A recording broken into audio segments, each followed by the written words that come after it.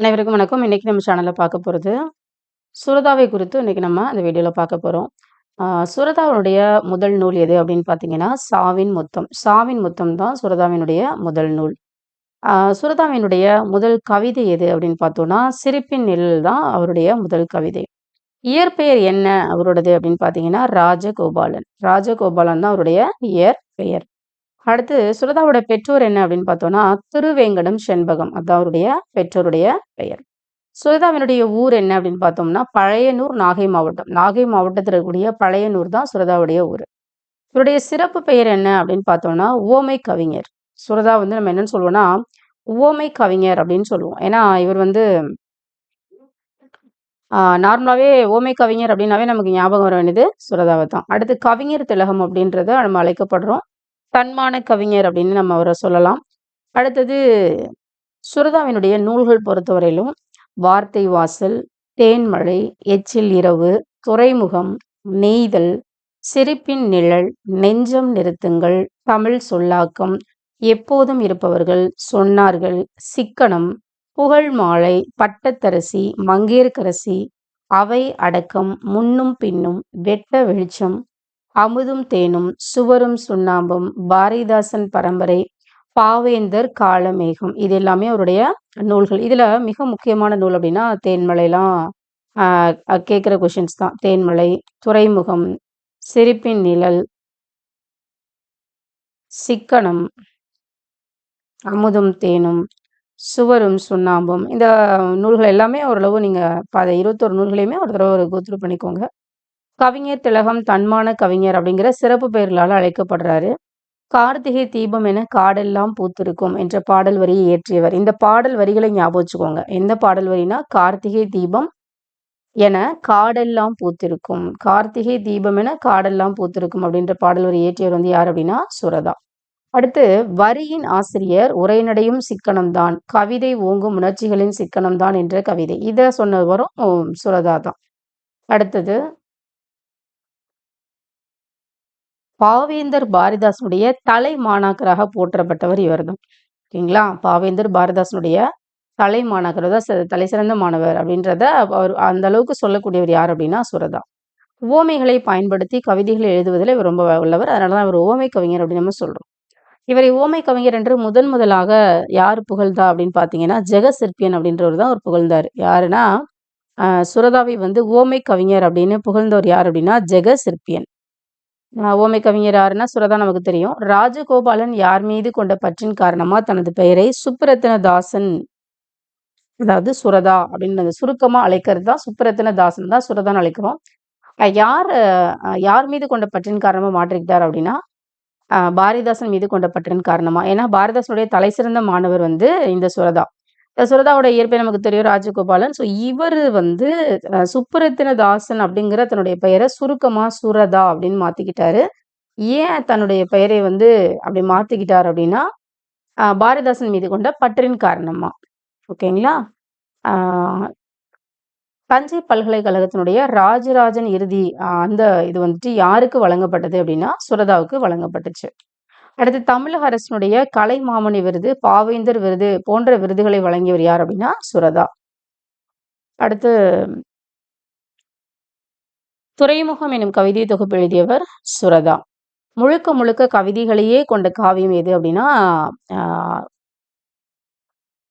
ஆ முழுக்க முழுக்க கவிதைகளே கொண்ட காவியம் அப்படிங்கிற இதழை எழுதியவர், இதழை நடத்தியவர். ஏன்னா இதழ்னா காவியம் அப்படிங்கிற இதழை நடத்தியவர். ஓகேங்களா? ஸோ இது வந்து அந்த இதழுடைய பெயரு காவியம். அந்த இதழை நடத்தியவர் யார் அப்படின்னா சுரதா. இலக்கியம், விண்மீன், ஊர்வலம் போன்ற இலக்கிய ஏடுகளை நடத்தியவர் யார் அப்படின்னா சுரதா. இலக்கியம், விண்மீன், ஊர்வலம் இந்த போன்ற இலக்கிய ஏடுகளை நடத்தியவர் சுரதா. இதை நல்லா ஞாபகம் வச்சுக்கோங்க. காவியங்கிறது அவருடைய இதழ் தான். இலக்கிய ஏடை பொறுத்தவரையிலும் இலக்கியம், விண்மீன், ஊர்வலம். சுரதா எழுதிய நூல்கள்ல தமிழ் வளர்ச்சித்துறையினுடைய பரிசினை பெற்ற நூல் எது அப்படின்னா தேன்மலை. சுரதாவினுடைய கவிதைகள் நிறைய இருக்குது. அதுல எங்கும் திரியுமடி கிளியே, இயற்கை விடுதியிலே அப்படிங்கிற ஒரு கவிதை இருக்குது. கண் வேறு கல்வி கண் வேறு கற்றார் கவிநடையும் உரைநடையும் வேறு வேறு என்று கவிதை எழுதியவர் சுரதா. கண் வேறு கல்வி கண் வேறு கற்றார் கவிநடையும் உரைநடையும் வேறு வேறு அப்படின்றத கவிதையா சொன்னவர் யார் அப்படின்னா சுரதா. ஆக்கும் வரை நாம் அதனை அரிசி என்றும் ஆக்கிய பின் சோறு என்றும் சொல்லுகின்றோம் என்று கவிதை எழுதியவர் யார் அப்படின்னா சுரதா தான். அதாவது சாதம் ஆக்குறதற்கு முன்னாடி வரையிலும் அதை நம்ம என்ன சொல்லுவோம்னா அரிசி அப்படின்னு சொல்லுவோம். அதை ஆக்கியதற்கு பின்னும் அதை நம்ம என்ன சொல்லுவோம்னா சோறு அப்படின்னு சொல்லுவோம். இதை தான் வந்து சுரதா வந்து கவிதை எழுதியிருக்கிறாரு. அது அந்த கவிதை எழுதியவர் யார் அப்படின்னு கேட்கும்போது நம்ம சுரதாவை ஞாபகம் வச்சுக்கோங்க. தேமாவும் புளிமாவும் மரத்தில் காய்க்கும், சீர்களிலும் காய்கள் நன்கு காய்க்கும் என்று கவிதை எழுதியவர் சுரதா. தேமாவும் புளிமாவும் மரத்தில் காய்க்கும், சீர்களிலும் காய்கள் நன்கு காய்க்கும் என்ற கவிதை எழுதியவர். அப்படின்னா என்ன அர்த்தம்னா, நம்ம சீர்கள் சீர்கள் இருக்கு இல்லையா? நம்ம மூவசீச்சீர், ஈரசீச்சீர், நான்கசீச்சீர்லாம் சொல்லுவோம் இல்லையா? அதுலயுமே எது நல்லா காய்க்கும் அப்படின்னா, காய்கள் காய்கள் நன்றாக காய்க்கும் அப்படின்றது தான் அவர் கவிதையா எழுதியிருக்கிறாரு. அதை தான் வந்து சுரதா அந்த கவிதை எழுதியிருக்கிறார் அப்படின்றத நம்ம பார்க்குறோம். பழந்தமிழ் கற்றல் இன்பம் பல நாடு கற்றல் இன்பம் என்று கவிதை எழுதியவர் யார் அப்படின்னா சுரதா. பழந்தமிழ் கற்றல் இன்பம் பல நாடு கற்றல் இன்பம் இதை வந்து எழுதியவர் வந்து சுரதா. சுரதா நடித்த இலக்கிய ஏடுகள் என்ன அப்படின்னு பார்த்தோம்னா நம்ம ஆல்ரெடி பார்த்தது தான் இலக்கியம், விண்மீ, ஊர்வலம். அவருடைய பாடல்களுடைய மேற்கோள்கள் மிக முக்கியமான மேற்கோள்கள்லாம் எது எது அப்படின்னு பார்த்தோம்னா முல்லைக்கோர் காடு போலும், கவிக்கோர் கம்பன் போலும். கவினாவே நம்ம யாரை சொல்லுவோம்னா கம்பரை சொல்லுவோம். ஸோ கவிக்கோர் கம்பன் போலும், சோகம் தராதவன் அசோகன். இது ரொம்ப முக்கியம். சோகம் தராதவன் அசோகன் அப்படிங்கிற மேற்கோளை கூறியவர் யார் அப்படின்னா சுரதா. பாறங்கள் மீது விழும் பனி மழைத்துளி போல சுரதா. பளிச்சென் பாறங்கள் மீது விழும் மழைத்துளி போல பளிச்சென்று துன்பமெல்லாம் சிதறி போகும் அப்படின்னு வந்து நம்ம மேற்கோள்களை வந்து சுரதா சொல்லியிருக்கிறாரு. வினை சொற்களை வேற்றுமை ஏற்பதில்லை, வெறும் பாட்டை தமிழ் சங்கம் ஏற்பதில்லை அப்படின்னு சொன்னவர் வந்து சுரதா. அதே மாதிரி இரட்டை கிளி போல் இணைந்தே வாழுங்கள், பிரித்தால் பொருள் இல்லை அப்படின்னு சொன்னவர் வந்து சுரதா. இரட்டை கிளி வந்து நம்ம பிரிச்சா பொருள் தருமா? இரட்டை கிளி வந்து சல சல அப்படின்னு இருக்கு. இப்ப இந்த சல வந்து பிரிச்சா நமக்கு ஏதாவது பொருள் தருமா? ஒரு பொருளும் தராது. அதனால இரட்டை கிளவி போல இணைந்தே வாழுங்கள் அப்படின்றத வந்துட்டு சொன்னவர் யார் அப்படின்னா சுரதா.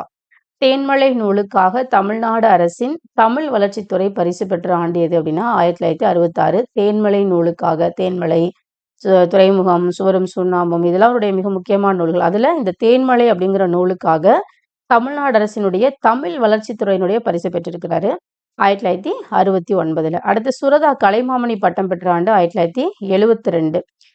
பாவேந்தர் விருது பெற்ற ஆண்டு 78, 69, 72, 78. ஸோ அடுத்தடுத்து கண்டினியூஸா ஓகேங்களா. ஸோ இதுதான் நம்ம வந்து சுரதாவை குறித்து பார்க்கிற ஒரு 6வதுலேருந்து 12th வரலும் என்னெல்லாம் ஓரளவு சுரதாவை பற்றின இருக்கோ கலெக்ட் பண்ண முடியிற மெட்டீரியல்ஸை கலெக்ட் பண்ணி உங்களுக்கு இந்த வீடியோவில் அப்லோட் பண்ணியிருக்கோம்.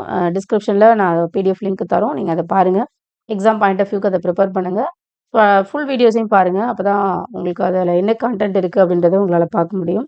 ஸோ இந்த தமிழ் அறிஞர்களும் தமிழ் தொண்டும் பார்த்து முடிச்சதுக்கப்புறம் இந்த இந்த தமிழ் அறிஞர்களும் தமிழ் தொண்டை மாத்திரமே ஒரு டெஸ்ட்டாக நெக்ஸ்ட் வீடியோவில் அடுத்தடுத்து போடக்கூடிய வீடியோக்களில் உங்களுக்கு வரும். இன்னும் கொஞ்சம் டாபிக்ஸ் இருக்குது, அதை கவர் பண்ணிவிட்டு உங்களுக்கு அடுத்த டெஸ்ட் நம்ம இந்த வீடியோவில் நம்ம அடுத்தடுத்து போடலாம்.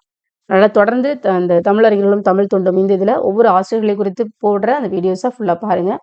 ஃப்ரெண்ட்ஸ்க்கும் ஷேர் பண்ணுங்கள், மறக்காமல் சப்ஸ்கிரைப் பண்ணுங்கள். Thank you so much.